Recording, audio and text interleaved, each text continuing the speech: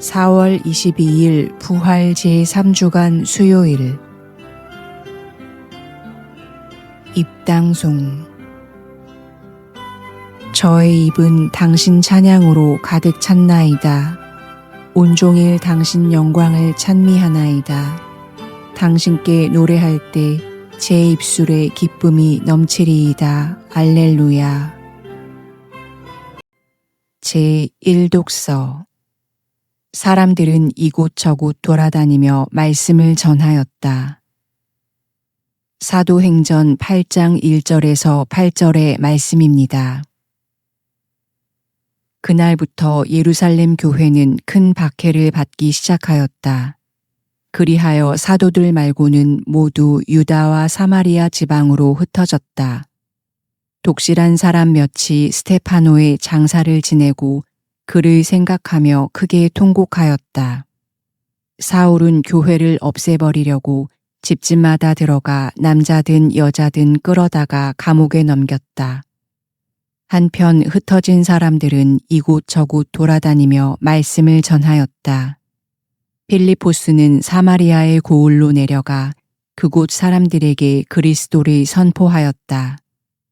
군중은 필리포스의 말을 듣고 또 그가 일으키는 표징들을 보고 모두 한마음으로 그가 하는 말에 귀를 기울였다.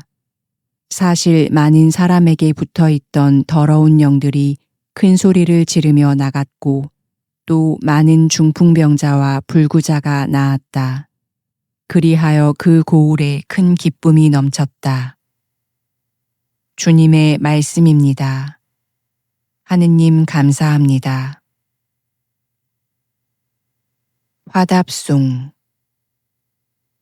온 세상아 하느님께 환호하여라.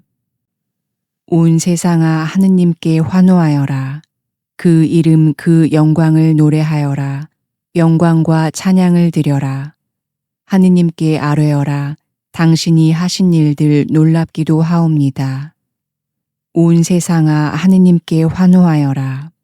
온 세상이 당신 앞에 엎드려 당신을 노래하게 하소서. 당신 이름을 노래하게 하소서. 너희는 와서 보아라. 하느님의 업적을 사람들에게 이루신 놀라운 그 위업을. 온 세상아 하느님께 환호하여라. 바다를 바꾸어 마른 땅 만드시니 사람들은 맨발로 건너갔네. 거기서 우리는 그분과 함께 기뻐하네. 그분은 영원히 권능으로 다스리신다. 온 세상아 하느님께 환호하여라. 복음 환호송. 알렐루야. 주님이 말씀하신다. 아들을 믿는 사람은 누구나 영원한 생명을 얻는다. 나는 마지막 날에 그들을 다시 살리리라. 알렐루야. 복음.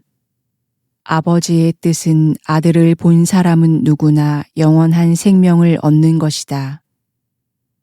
요한이 전한 거룩한 복음 6장 35절에서 40절입니다.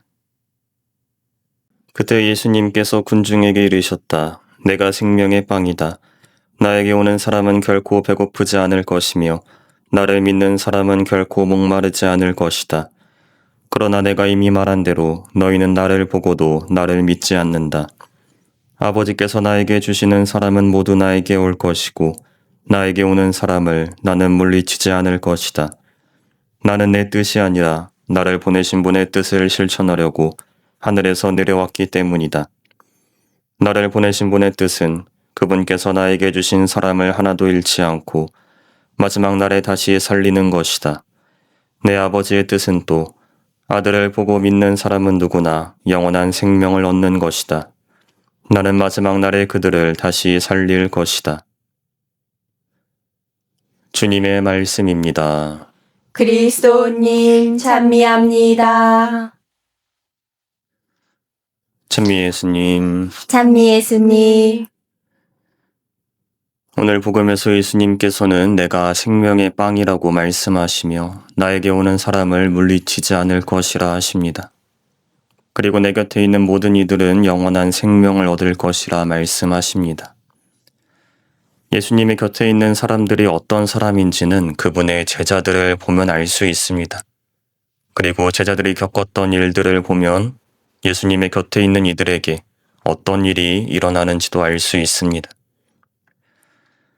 예수님의 제자는 최고의회 의원이었던 니코데모처럼 신분이 높은 사람도 있었지만 대부분 어부나 세리처럼 당시 사회에서는 낮은 계급의 사람들이었습니다.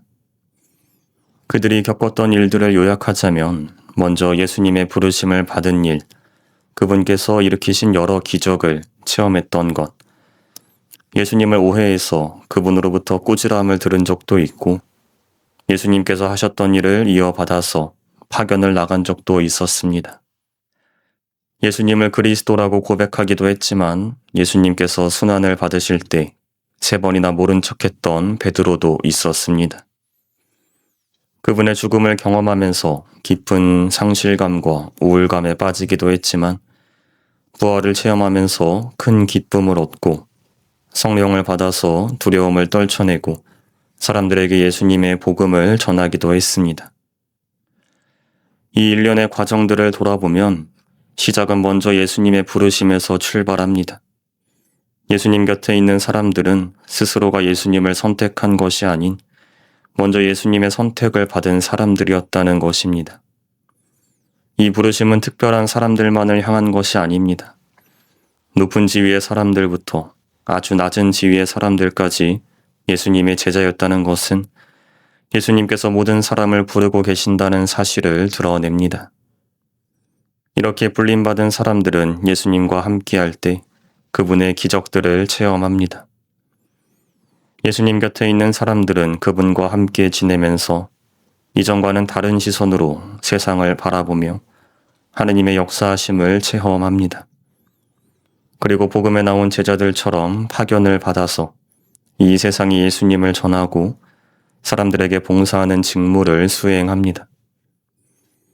그렇지만 제자들이 예수님의 진정한 모습과 그분의 사명을 오해했던 것처럼 예수님께 불림받은 사람들도 한결같이 예수님 마음에 드는 일만을 하진 않습니다. 때로는 예수님으로부터 멀리 떨어지기도 하고 그분의 뜻과는 전혀 다른 일을 하기도 합니다. 그러나 예수님을 배신했던 제자들은 그분의 부활을 보고 다시 예수님께서 주신 사명에 충실했습니다.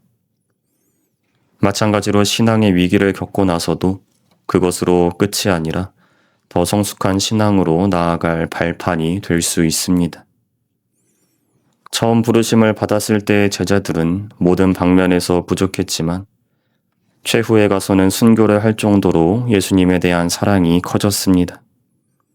그리고 예수님께서는 오늘 복음에서 약속하신 것처럼 그들에게 영원한 생명을 주셨습니다. 우리의 신앙생활도 마찬가지입니다. 부르심을 받았던 순간에는 많은 것들이 부족하지만 함께 신앙생활을 하는 다른 사람들의 모습을 통해서 예수님을 체험하고 성장하면서 훗날에는 처음과 비교할 수 없을 정도로 성숙한 신앙인으로 살아가게 됩니다. 그렇게 살아가는 이들이 예수님 곁에 있는 이들이고 그분께서 약속하신 영원한 생명을 얻는 사람들입니다. 우리는 모두 이 과정 안에 있습니다. 상승과 하강이 반복되는 여정이지만 최후에는 예수님의 제자들만큼이나 예수님을 사랑하는 사람이 될 수 있습니다. 이러한 사실을 기억하면서 우리를 불러주신 예수님 곁에 충실히 머물 수 있으면 좋겠습니다. 성부와 성자와 성령의 이름으로 아멘. 유튜브에서 강웅남으로 검색한 후 제 사진을 클릭하면 재생 목록에는 성경과 강남 노래방 영상들이 저장되어 있습니다. 재생 목록에서 시청하여 주세요. 구독 부탁합니다.